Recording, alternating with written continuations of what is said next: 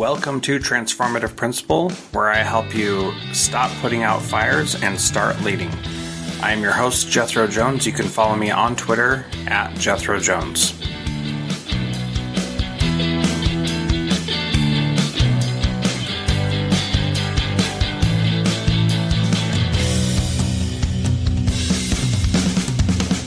For several years now, I've been helping schools implement trauma-informed strategies in their schools. Now, as students are starting to come back to school, the need for this is greater than ever. Here's the thing. I'm not a social worker, and I don't pretend to be. So my training really focuses on practical strategies that you can implement in your school without making your teachers feel like they have to be social workers also. I help schools implement trauma-informed strategies so that fewer discipline referrals, fewer dysregulated students, and a calmer, more focused atmosphere. And the best thing is, this training aligns perfectly with ESSER funding, so you don't have to take it out of your school budget. My clients report that they have better sense of how to help their students without adding another thing to their plate. Go to jethrojones.com/trauma to read more about it, and let's schedule a chat. That's jethrojones.com/trauma.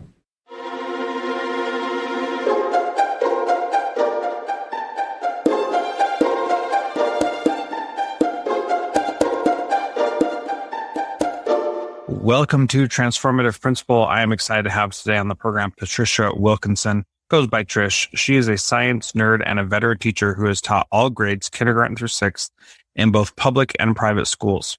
Trish is also the mom of two kids who had challenges they now use as strengths in healthy relationships and fulfilling careers. She is the founder of Brain Stages Parenting and the co-author of Brain Stages, How to Raise Smart, Confident Kids and Have Fun Doing It. Trish shares kid-tested, research-supported techniques to educate and raise successful humans in our complicated world. Trish, welcome to Transformative Principal. Excited to have you here. Yeah, I'm excited to be here because I have some really cool, fun, quick things that I can share that can just really start people's school years out with a bang. Yeah, well, I'm excited about this. So let's first just jump right into one of those things. Then we'll get more into the background and stuff later. But what is one thing that principals could encourage their teachers to do that would make a huge difference this year? Well, to me, if it were my school, I would set it up so that everybody gets a big drink of water at the beginning of the school year, because I know that seems like a little thing, but getting a drink of water. So it's kind of like when all of us get up in the morning, not just kids, we have breakfast, but when kids get up in the morning, they seldom get a big drink of water, and we all wake up dehydrated, just on different levels, depending on where we live, right? So if kids can all get a big drink of water in the morning, it's kind of like if they don't, their brains are working like riding a bike on flat tires. You can do it, but it doesn't work as well. Whereas when kids get a big drink of water in the morning, then their brains are all ready to go, because our brains are 73% water. So if we have enough water, then everything is working right. The neurons are firing properly. All the parts of the brain are working at their best. Does that make sense? So if they did nothing else, but make sure everybody got a big drink of water at the beginning of the day, like have some kind of campaign. Oh, and can I tell you one more thing to start the day? For sure. Okay. And the other thing is 10 minutes of exercise. It's so funny because I taught all these different grades, and I'm a runner, and I would run in the most mornings. And when I didn't run, the kids in my class would say, "Mrs. Wilkinson, did you run this morning?" And I go, What do you mean? What do you mean? And they'd say, "Well, I don't know. You're just not as funny and nice as you usually are." I just go, I wouldn't even notice there was a change, but boy, my kids would. And I will tell you, it's the same thing with kids. When they run or dance or play a wild game of head and shoulders, knees and toes, whatever they do for 10 minutes in the morning, it gets everything working in the brain. In fact, we recently found out that cell division even happens in the hippocampus, which is the big shot in the brain for long-term memory and learning and applying information. and even transferring information from short-term to long-term memory. So if we can have our kid, like what I used to do is we used to run or do something first thing in the morning and get a big drink of water in the morning. And I would always get these really high scores in my class. And people would say, wow, Trish, you must be such a great teacher. And well, the parents did. It doesn't matter. The point is, yeah, I know where that's going. I usually would get these really high scores and people would just be like, wow, you must be amazing. And I would just laugh because I know it had more to do with my kids getting a big drink of water and exercise in the morning. Because when we would have an assembly in the morning and we wouldn't have time to do that, I used to have teachers tell me all the time, well, I don't have time to do that. And I would say, oh my gosh, you don't have time not to do that. I spend 15 minutes making sure my kids get a drink of water and work out for 10 minutes to get their heart rate up. And it doesn't take much time and I get such better work out of them. And they knew that because my scores are really high. Yeah. So if you're listening to this and you're like, okay, I've got what I need, you can take that information of drink a big glass of water and go exercise for 10 minutes. And you can just implement it and you're going to see success for sure. And I'm saying that because I've seen that as well myself, that when I've given kids an opportunity to exercise before we start the day, one of my favorite schools, Anastasis Academy, they go on a mile-long walk as a whole school every single morning. That's how they start their day, intentionally to build community, to get their brains going, and to be ready to take on the day. So you can stop listening if that's all you need to get out of this. That's fine. We'll appreciate that. But we're going to go into a little bit about the brain science and why that actually works. Trish literally wrote the book on this called Brain Stages. So if you would please just help us understand why exercise and water are so important to the brain. You talked a little bit about it, but give us a little more detail about that. Well, so the thing is, it's, if you have what a sponge looks like when it's dry. A sponge, it's hard. It's not malleable. It's, you can use it. And if you dampen it a little bit, you can kind of clean with it, but it doesn't work really well. Whereas when you fill it with water, the way a sponge is supposed to be filled with water, then you can wipe up all kinds of messes off of your kitchen counter. And it's kind of the same way with your brain. If we give our brain enough water so that it can function properly, then the neural pathways work better. We used to think that glial cells were just, the myelination around the neural pathways was just to protect the neurons. But it turns out the glial cells actually communicate with the electrons chemically instead of electronically. And what happens is when kids get enough water, all that communication works properly too. So whatever kids are learning are actually going into the thinking parts of their brain. And if we have them do a little exercise and drink some water in the morning, it also gets them out of the limbic system, out of the emotion centers of their brain for whatever happened that morning before they got there, and gets them into relaxing movement, getting their headspace out of the emotion centers, whatever they came, because we never know what kids are coming to school with. You understand what I'm saying? Like sometimes we'll get frustrated because they're not doing their homework or they're not doing this or that, and because we have these expectations and we have no idea what's going on at home. Mm-hmm. And sometimes I found out the hard way. I'd be frustrated with a kid for not doing their homework. I'd eventually call home and say, what's going on with this? And a parent would say, oh yeah, we're going through a divorce right now. And, I had one parent one time tell me, yeah, my brother, my son's uncle just was shot recently and he's just I'm like, oh my gosh, he was just shot recently. I mean, we don't know what these kids are coming to school with. So if we can get them some exercise and some water, we get their brain working right, and we help them get out of those emotion centers of their brain and kind of distract them back into their frontal lobes. So it's not only the lubrication, but it's also, they get a certain amount of endorphins. They get, the positive hormones, a certain amount of dopamine when they're running, or walking or dancing. We used to do all kinds of different things. We used to do stretching in the morning, and we would review whatever math or science or history things we were working on as we were stretching, and I'd have them yell stuff out. An 8-sided polygon, they'd yell octagon, or whatever we were working on at the time, depending on what grade I was teaching. So all it does is it causes all of these connections and allows our brains to work efficiently. Well, and you brought up the idea of dealing with kids who have traumatic backgrounds and recognizing that we do so much to try to support them and help them.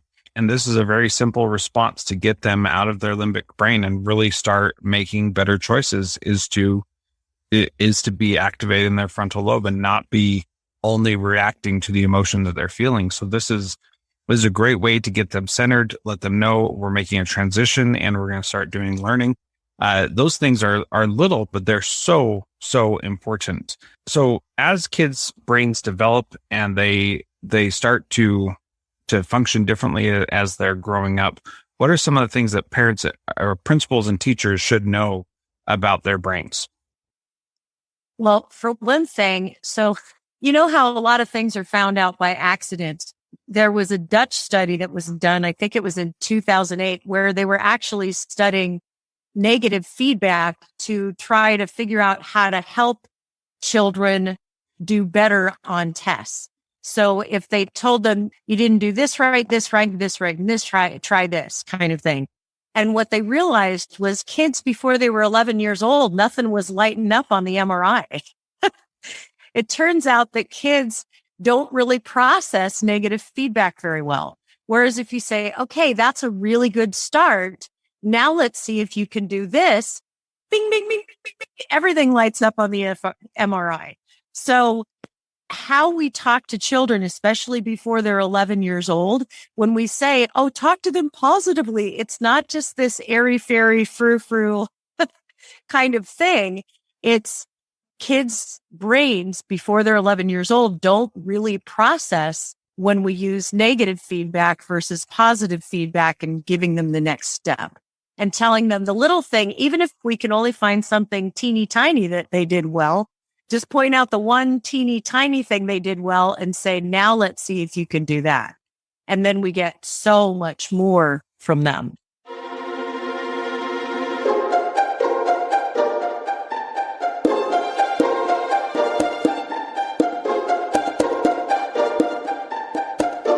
John Catt Educational supports high-quality teaching and learning by providing publications that are research-based, practical, and focused on the key topics proven essential in today's and tomorrow's schools.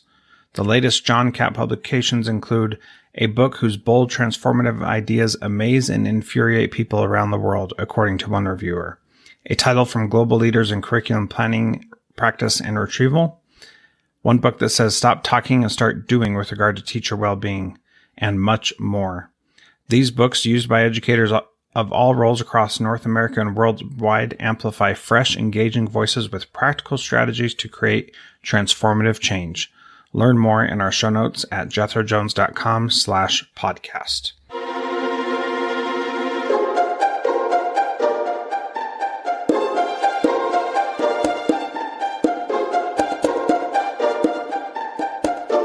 Another thing too is, we were talking about not knowing what our kids are coming in with.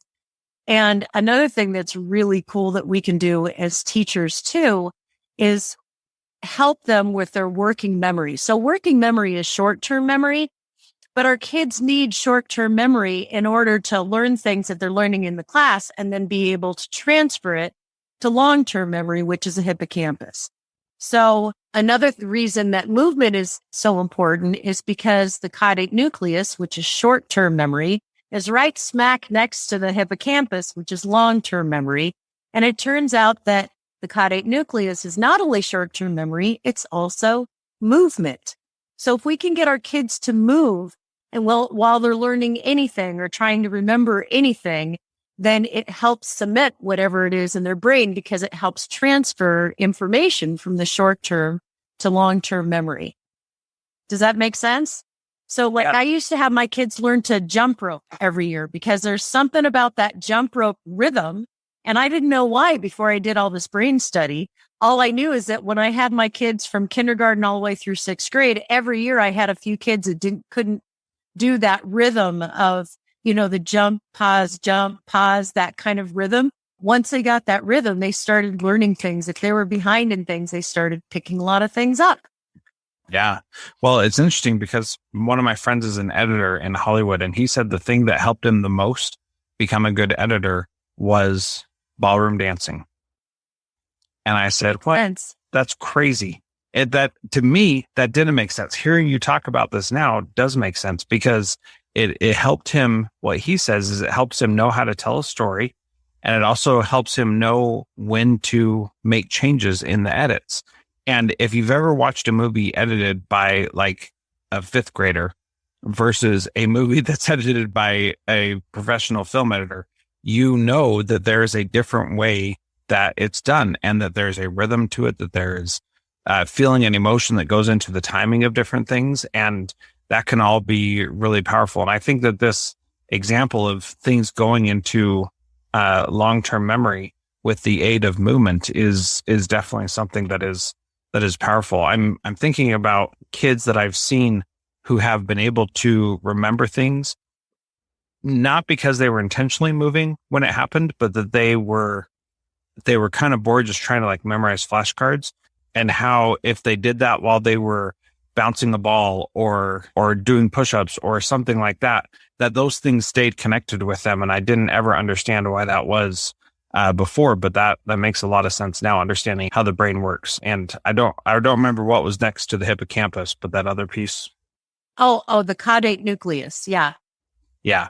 I don't know how to spell that either, so I'll have to get that from you in a minute, but that's somewhere. Yeah, that's fine. Yeah, recognizing what that does and being able to see how that is so closely connected makes sense why it would move it to long-term storage. Now, it's easy to think that, well, if we just had kids move all the time, then they'd memorize everything. At what point does it become, well, now they're too tired and now they can't remember? Or does that matter with kids who seem to have boundless energy?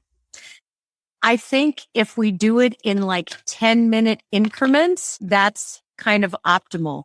But we usually have in a lot of our schedules, we'll have like 20 minutes of exercise, where 20 minutes of PE, they'll say 100 minutes per week, 20 minutes a day for those 5 days. If you can separate those into 2 times instead of just having them play a game, and you don't have to do it instead, because despite what you might think, if you're doing regular physical activity with your kids, you're actually going to get better performance out of them.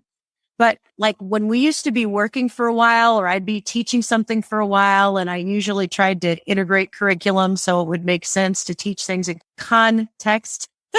But the point is that sometimes I would still notice my kids, their brain's starting to wander, they're looking out the window or whatever. And I'd say, okay, everybody, hands down, stand up. And they would put their hands down, stand up. And then we do some kind of quick movement game, even if it was a quick game of Simon Says, and I do it fast. And they would just do something really fast and giggle a lot. And then I'd say, okay, everybody take a deep breath, and we breathe in 4, out 4, that deep yoga breath, because our brains need the oxygen too. And basically what it does is it reboots their brain and gets them going again. Just like, you turn off your computer, you turn it back on, a little bit of movement, couple of deep breaths, they're ready to go again.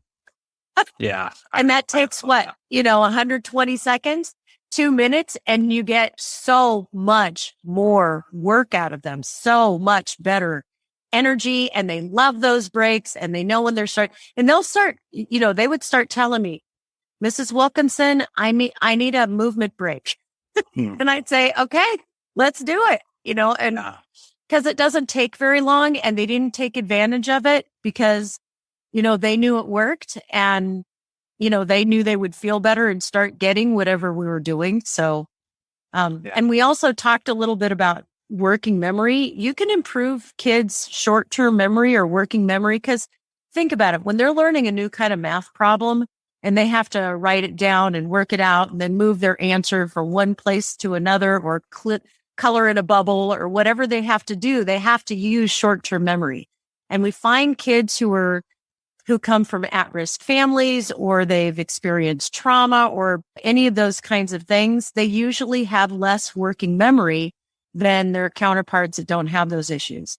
And it's so easy to build working memory by doing really fun things. Like, I used to play this game with the kids, and I still coach parents all the time to do this with their kids, called Add a Move. You just do a move like shaking your hands, and then the kids shake their hands. You both shake your hands. The kid adds another move, maybe putting their hand on their head. And you do as many moves. You just keep adding one more move until somebody misses, and you start again. It makes the class quiet immediately because all of a sudden they have to focus. It gets them from the emotion centers of the brain, no matter how they're feeling, into the thinking centers, because they have to start thinking about what movements you're doing. It makes them move, so it helps with coordination, and it builds their working memory up to 30%. I mean, if you do something like this for 12 days in a row, it can improve their working memory up to 30%. Yeah, it's pretty amazing because we think of all these different things that we can do, and the answers that you're giving are just so simple that anybody can take the time to do it. One of the things that I dealt with a lot as a principal was kids who were having a meltdown at some point. And one of the tricks that I used, Trish, was to have a bouncy ball in my pocket, and I would just start bouncing the ball with them. And with one single exception, that worked every single time. And the time that it didn't was because the kid was not prepared to de-escalate yet. And they were still ramped up, and I had escalated them more, and bringing the bouncy ball was like just an additional attack on them. It wasn't helpful. But every other time, it absolutely worked because it did those exact same things. It forced them to start thinking. It got their body moving so that they were moving and throwing a tantrum, but they weren't moving in the way that was beneficial. It was just a reaction. This way, it got them to have some intentional movement that was really valuable for them. And I love that Add a Move game. I think that's so good. And, you can see changes happen very quickly with kids when you start implementing some of these practices. So the final question I'd like to ask you, Trish, is what is one thing, and you already gave it in the beginning, so you're welcome to give it again. What is one thing that a principal can do this week to be a transformative leader like you? One thing they can do is just get everybody on board. We're going to make our kids' brains work. You're not going to have to do anything to your curriculum, and you're going to get higher scores. And this is how. We're going to have all the kids drink water first thing in the morning, even if they're bringing their own bottled water or whatever. I don't know how they're doing, especially with COVID, coming off of COVID and all that, but have your kids drink a big glass of water, and like your principal friend does, where they walk around the school. Or what we did is we had a track at our school. So our kids earned sticks for running laps around the track. And they loved that because they could set goals about the sticks. But, if you don't have a track or anywhere they can run around, then turn on the music on the speaker at the school and have them dance for 10 minutes or have them, do some kind of exercise thing where they're doing jumping jacks and have different kids lead it, and, different kinds of physical, whatever they do to just get their heart rate up a little bit for 10 minutes. It doesn't take a lot of time, and you'll get so much more performance out of them just by having them take a drink of water and get some exercise in the morning. You won't believe the difference. It is like night and day. And at first, your teachers may not want to do it because they're like, oh, we already don't have enough to do. But believe me, things will start so much faster and so much more positive. They'll go, wow, this, but explain to them it's a brain thing. It's literally how our brains work. Yeah. Well, and what I love about it also is that you're also teaching really good habits. Like you're teaching the kids how to self-regulate and how to make better choices, how to be in control of their bodies, like all that stuff. It's all beneficial. So my challenge to principals listening today is do this for a week and see what happens. It's start of the school year. We're starting fresh. Let's try something new. Let's see what happens. And you know what? If it doesn't work, fine, don't do it. But if it does work, then you've got something real simple that you can start out with that's going to make a real big impact in your school. And if there's somewhere to let you know, they should let you know too, because let's spread the word, because there's all kinds of science to back this up. I mean, I'm not just coming up with this because it was my experience. I've read lots of studies since that have proven it over and over. Yeah. So many of my listeners are on Twitter. Give a shout out to me or to Trish at Jethro Jones or at Trish, Trish Wilkinson. And we would love to hear how it's going. Love to hear whether or not it's working, what differences you see. But from my experience, not understanding all the brain stuff that you wrote about in Brain Stages, I know that this definitely works. So I'm excited for people to try it. And thank you, Trish, for being part of Transformative Principal today. Well, thanks for having me. It was fun.